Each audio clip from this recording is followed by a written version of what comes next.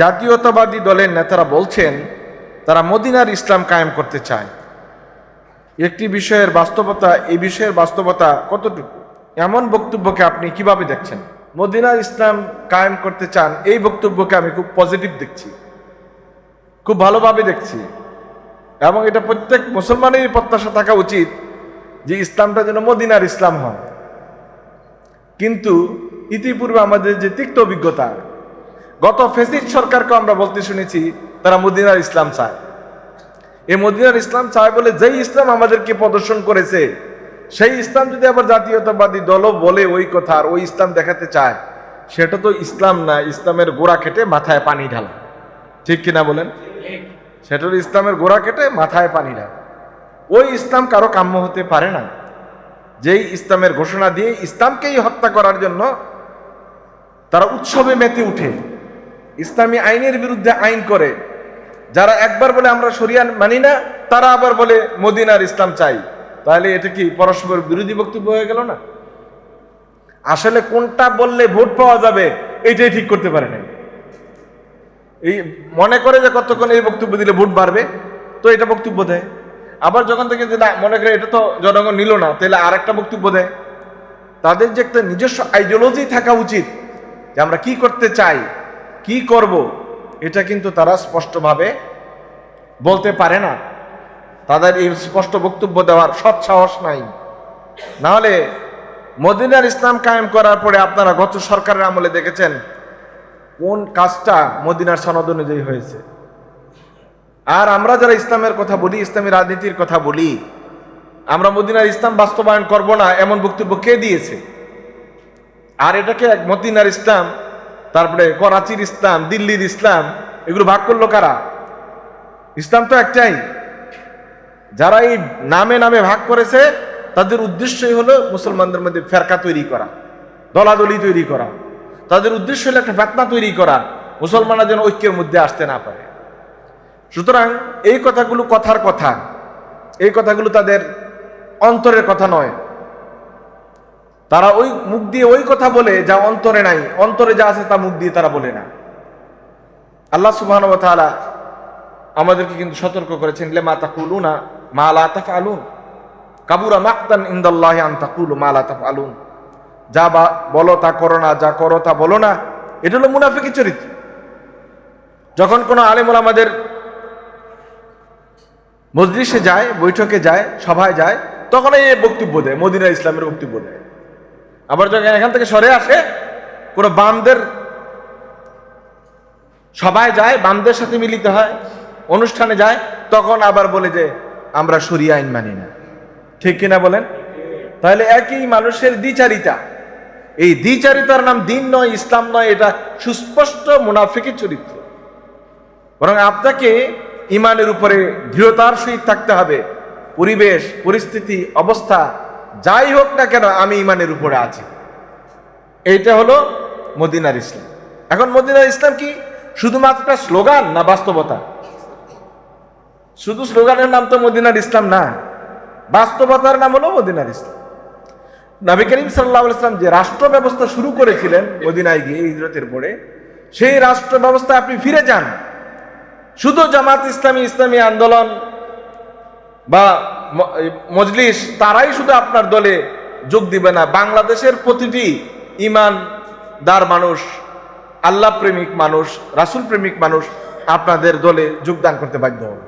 ঠিক কিনা বলুন? কারণ ওইসব দলগুলো যে চায়, এটা যদি আপনি নিজে কায়েম করে ফেলেন, তাহলে তাদের তো আর আলাদা কথা বলার কোনো সুযোগ থাকবে না। কাজে আমরাও আশা করি, এই যে আমাকে বললেন যে আপনি কিভাবে দেখছেন, হ্যাঁ, এটাকে আমি খুব পজিটিভ দেখছি। আমি চাচ্ছি, আমরা সবাই চাচ্ছি, দেশবাসী চাচ্ছে, ইসলামপন্থী রাজনীতি যারা করে তারা সবাই চাচ্ছে যে মদিনার রাজনীতি ওনারা চালু করতে চেয়েছেন, ভুলে হলেও যেন এটা চালু করে ফেলেন। যেভাবে বলছেন বলা অনুযায়ী যেন চালু করে ফেলেন, এটা সবাই চায়, কামনা করে। আশা করি বক্তব্য অনুযায়ী তারা বাস্তবায়ন করার চেষ্টা করবেন। আল্লাহ তাআলা তৌফিক দান করুক, আমরা সবাই বলি আমিন। আমাদের এক ভাই প্রশ্ন করেছেন যে ৯৫% মুসলিমের দেশ হয়েও ডক্টর জাকির নায়েক বাংলাদেশে আসতে না পারার কারণ কি? এমন সিদ্ধান্তকে আপনি কিভাবে দেখছেন? আলহামদুলিল্লাহ ওয়াসসালাতু ওয়াসসালামু আলা রাসূলিল্লাহ, আম্মা বা'দ। ডক্টর জাকির নায়েক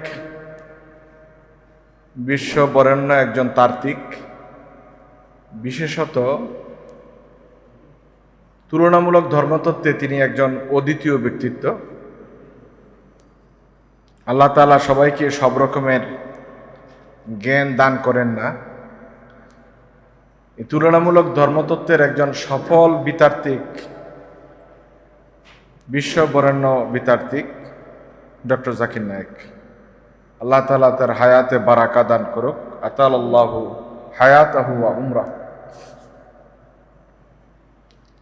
এদেশে আমরা যে কতটুকু ধর্মপরায়ণ, কতটুকু যে ইমানের প্রতি আমাদের দৃঢ়তা আছে, আল্লাহর প্রতি ভালোবাসা আছে, এটার পরিচয় পাওয়া যায় যখন কোনো ইসলামী ব্যক্তিত্বকে এই দেশে আসার জন্য, দাওয়াত করার জন্য সরকারের উচ্চ পর্যায়ে মিটিং করে সিদ্ধান্ত নিতে হয়। কিন্তু এখানে কোনো খেলোয়াড় আসলে, কোনো নায়ক নায়িকা আসলে, অথবা কোনো ইসলাম বিদ্বেষী কোনো লোক আসলে সেখানে আর উচ্চ পর্যায়ের লোকদের সরকারের সিদ্ধান্ত নেওয়ার প্রয়োজন পড়ে না। মূলত ভারতের যে প্রভাব এবং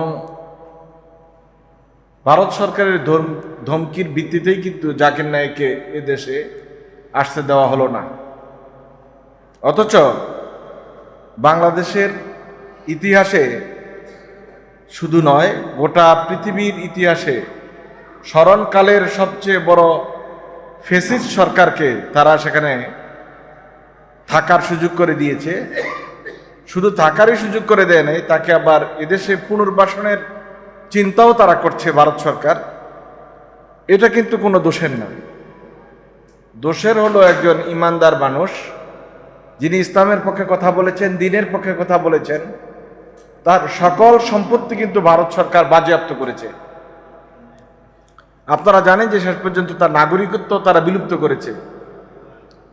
এমন একটি ইসলাম দরদি মানুষ, দ্বীন দরদি মানুষ, ইমানের প্রদীপ্ত মানুষ, তাকে এদেশে আসতে দেওয়া হয় নাই কেন? এদেশের সকল মুসলমানরাই এটা ভালোভাবে জানে। হয়তোবা রাজনৈতিক পরিস্থিতির কারণেই এমনটি হয়েছে। সামনে একটি জাতীয় নির্বাচন রয়েছে।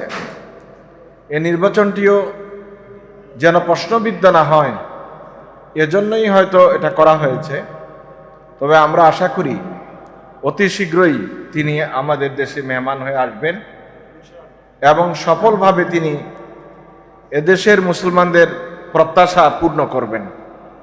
আমার তো মনে হয় যে যাই বলুক, সাধারণ মানুষের মাঝে তার যে জনপ্রিয়তা, এটা গগনচুম্বী। যদিও কিছু কিছু আলেম ওলামা, কিছু ঘরানার লোক হিংসার বশবর্তী হয়ে জাকির নায়েকের বিরুদ্ধে নানা রকমের ফতোয়াবাজি করতেছে। এটা আমাদের জাতিগত সমস্যা।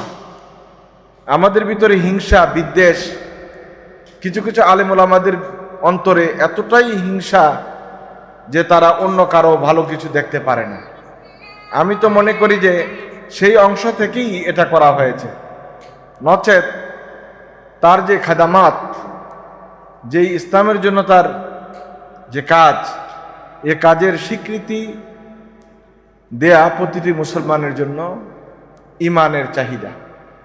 আপনারা দেখেছেন তার ভিডিওগুলি, তার বক্তব্যগুলি, সে খ্রিস্টান ধর্মের বিরুদ্ধে বা অন্যান্য ধর্মের বিরুদ্ধে, হিন্দু ধর্মের বিরুদ্ধে, বৌদ্ধ ধর্মের বিরুদ্ধে, সবগুলো ধর্মের বিরুদ্ধে নয়, মানে ওদের যে অপপ্রচার, এগুলোর জবাব যথাযথ এবং সঠিকভাবে তাদের ধর্মগ্রন্থ থেকেই দিয়ে তাক লাগিয়ে দিয়েছে। আমার তো মনে হয় যে এই যে তুলনামূলক ধর্মতত্ত্বে আল্লাহ সুবহানাহু ওয়া তাআলার পক্ষ থেকে এসব লোকজন আল্লাহ তাআলার পক্ষ থেকে আল্লাহ তাআলা তাদেরকে তৈরি করেছেন ইমান ইসলামকে বাঁচানোর জন্যে। আয়াতুম মিন আয়াতিল্লাহ, আল্লাহ তাআলার নিদর্শন এরা, যার কারণে দিন এখন অন্যান্য ধর্মাবলম্বীরা সেখানে আত্মসমর্পণ করতে বাধ্য হয়েছে। আপনারা জাকির নায়েকের উস্তাদ শেখ আহমদ রিডিটের লেকচারগুলো দেখবেন খ্রিস্টান ধর্মের বিরুদ্ধে যে তার অবস্থান, যে বক্তব্য, এটা আমার মতো আপনার মতো বা কোনো আলেমের দ্বারা এইভাবে দেওয়া সম্ভব না। এই জন্য যে আমরা ওই বিষয়ের এক্সপার্ট নই। ওই বিষয়ের এক্সপার্ট আল্লাহ সুবহানাহু ওয়া তাআলা তার দিনকে বাঁচানোর জন্য আল্লাহ তাআলা তৈরি করেছেন। সুতরাং কেউ যদি কোনো একটা বিষয়ে দিনের সহযোগী হয়, দিনকে সুরক্ষার দায়িত্বে থাকেন অথবা সুরক্ষা করার চেষ্টা করেন, আমাদের তো সবার উচিত তাকে বাহাবা জানানো, স্বাগতম জানানো, তাকে উৎসাহ দেওয়া। তার বিরুদ্ধে লাগা এটা তো কোনো ইমানের চাহিদা না। আমি যেই সেক্টরে কাজ করি, আমি হয়তো এই সেক্টরে অনেক বুঝি, কিন্তু আমার ভাই তো আরেক সেক্টরে দিনের বড় খেদমত করে যাচ্ছেন, তার এই খেদমতের স্বীকৃতি দেওয়া উচিত। যদি এই স্বীকৃতি দিতে না পারি, তাহলে আমার যে কূপমণ্ডুকতা, আমার যে হিংসা বিদ্বেষ আমার অন্তরে আমি লালন করি, এটাই প্রতিফলন ঘটে। আল্লাহ সুবহানাহু ওয়া তাআলা আমাদের সবাইকে আল্লাহর প্রতি বিনীত এবং উদার উৎসর্গকৃত মানুষদের কাতারে শামিল হওয়ার তৌফিক দান করুক, আমিন।